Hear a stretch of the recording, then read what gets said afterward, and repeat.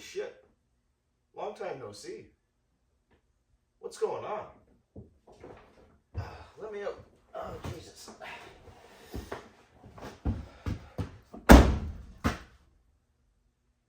I'm back. Well, I'm not going to bore you with the details of why I was gone. Busy. Leave it at that. And I got kind of just sick of filming, and I had to get some stuff done, and I just didn't want to take that long to do it because I had to film stuff, so I just didn't film. Easy. Anyway, I'm somewhere in the halfway point of the manual swap on this, so that's going pretty solid. We've done quite a bit. The automatic's out and is over here. We have successfully acquired a tr3650 because fuck a T45.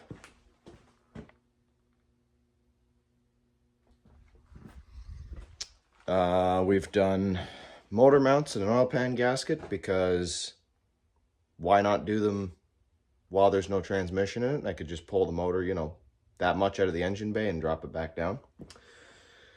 I've gotten, I freshened up the interior, as in painted the floor, because it was kind of rusty in there and I didn't want it to get worse. Gone ahead and put a new head unit in it because I didn't like the Sony. It kept cutting out when you went over bumps. Can't stand that. Got new speakers in the doors.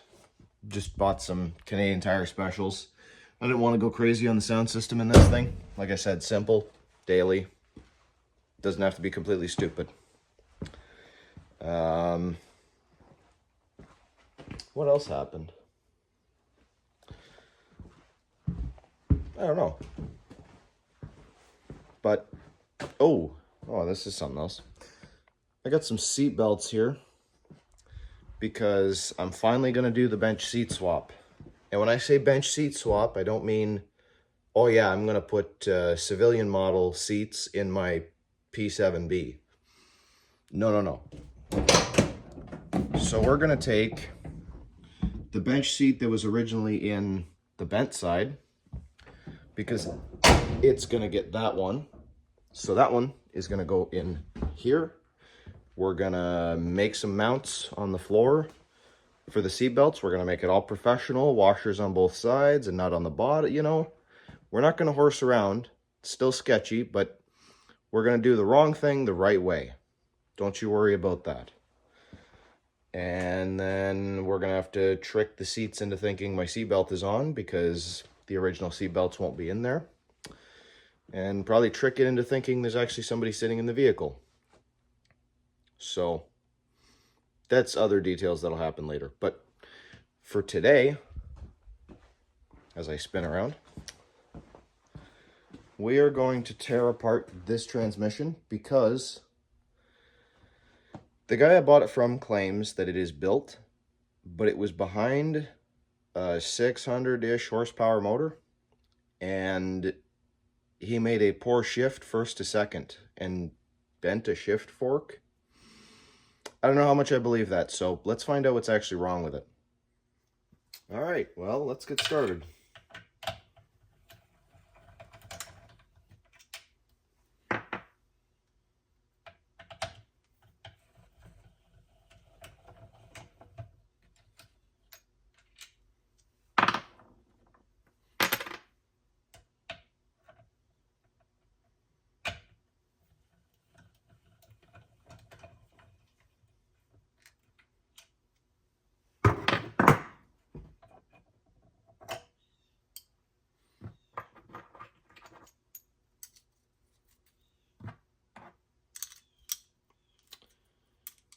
Got that.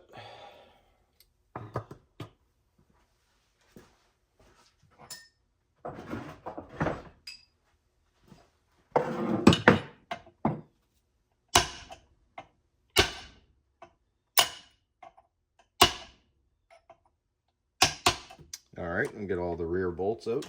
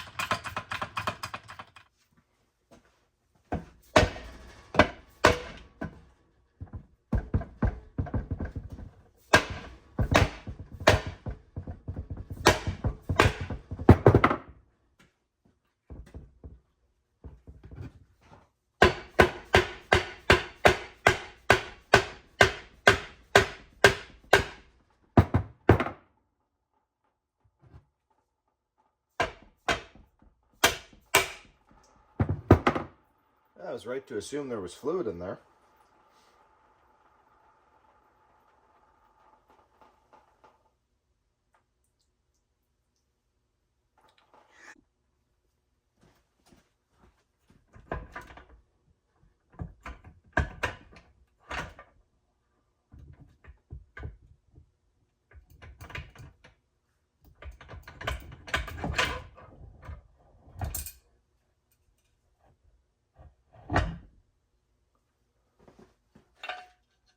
Don't forget to grab your little roll pin, because you gotta knock it out of the shifter there.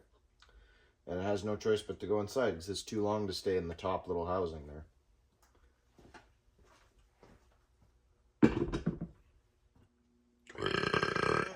Alright, so we're gonna have to stop here because I've come to an interesting conclusion. So this is your 5th and reverse fork. So I'm going to turn this counterclockwise, right? So right now, neutral. So if I hold this, it doesn't go anywhere. So this is reverse. That's 5th. Back to neutral position. This middle one is 3 and 4. This one that is supposed to be broken is 1st and 2nd. Now,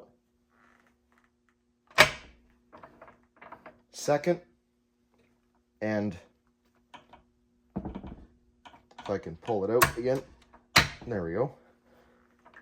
1st. This shifts no problem. So I'm starting to think that this guy actually bent his shifter. So I'm going to have to wait until my shifter shows up, put this back together, and see what it feels like with the shifter on it. Because nothing about this feels wrong.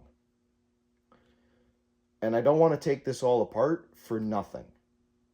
And then get contaminants inside and all this crap that I risk of doing to it.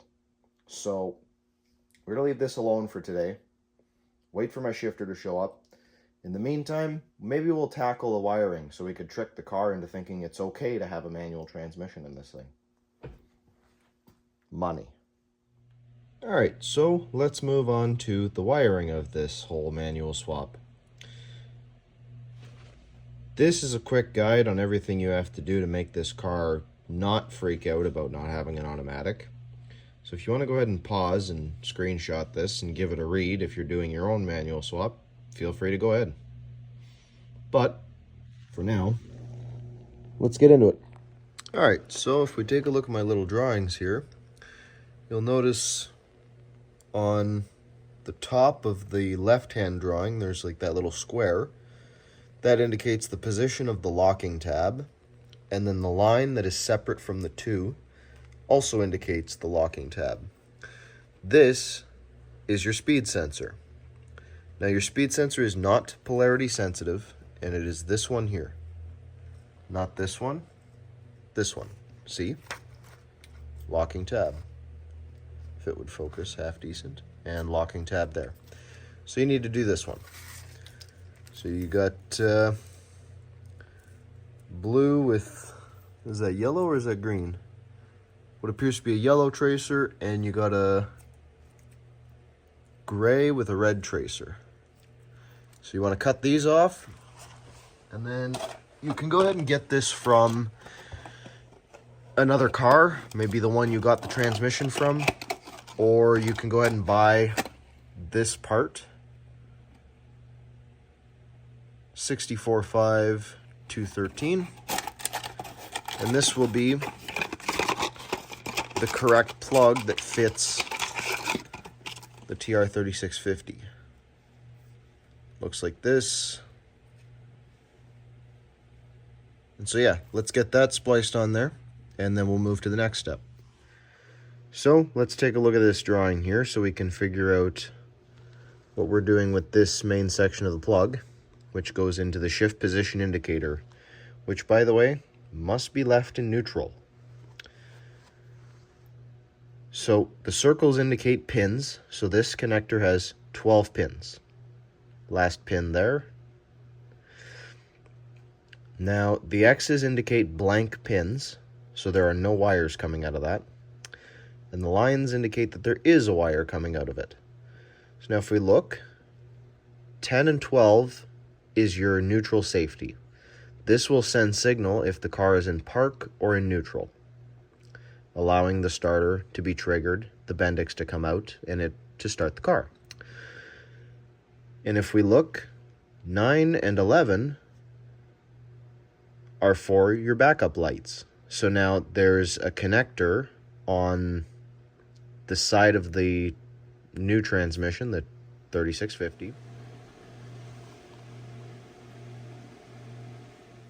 It only comes out if you take the whole sensor apart off the transmission. So we're leaving that like that. I'm just going to cut them and leave them hanging.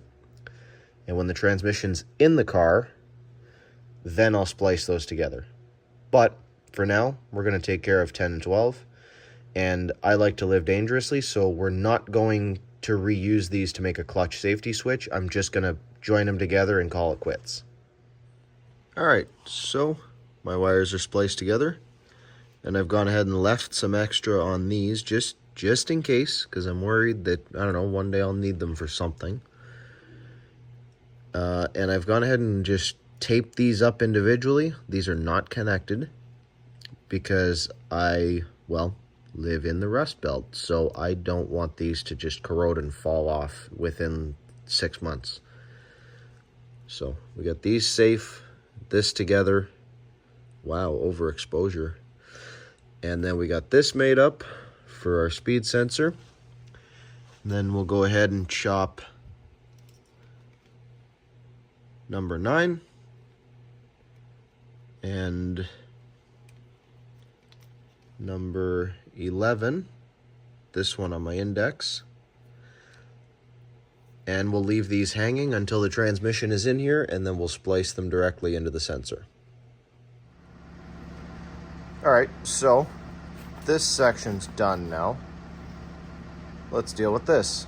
So, we're looking for pin 46 on the outer plug. The outer plug to me is outer of the body of the car. So, outer, then we're looking for pin 15 on the inner plug, which is this one here.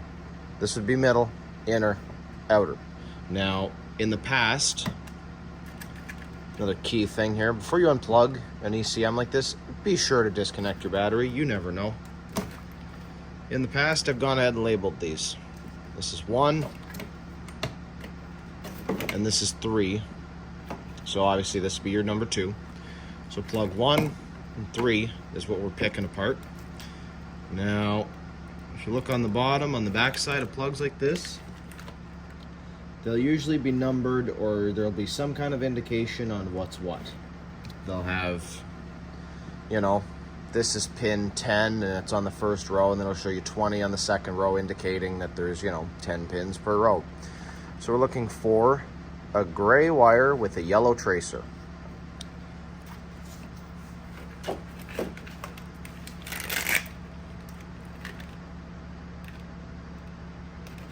Can't seem to see any numbers on the back of it because I keep casting a shadow and my eyes aren't that good. So I'm gonna jam my head in there and find it, and then I will show you the wire. So this is our pin 46. There's our gray wire with a yellow tracer. It happens to be electrical taped to another wire which appears to be black with a pink tracer.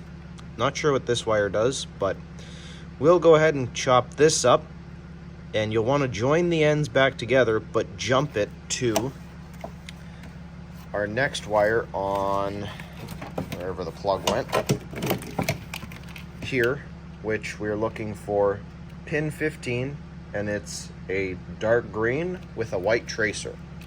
So we'll go ahead and find that, and we will continue onward. So that is our dark green with a white tracer, our pin 15. So let's jump that to this one.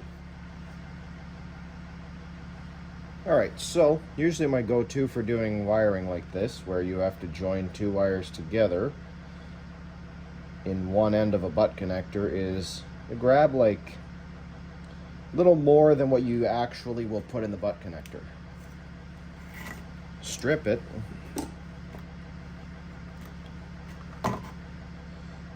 And then fan it out a little bit. Just like that. Now I've got my jumper wire here. I'm going to do the same thing.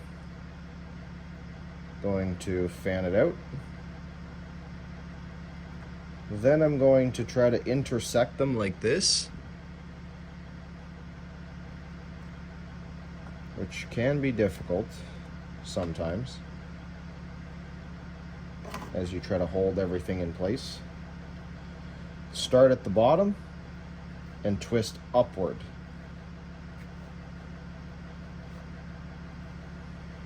The camera angle's not so great on that, but we will adjust that. That's okay.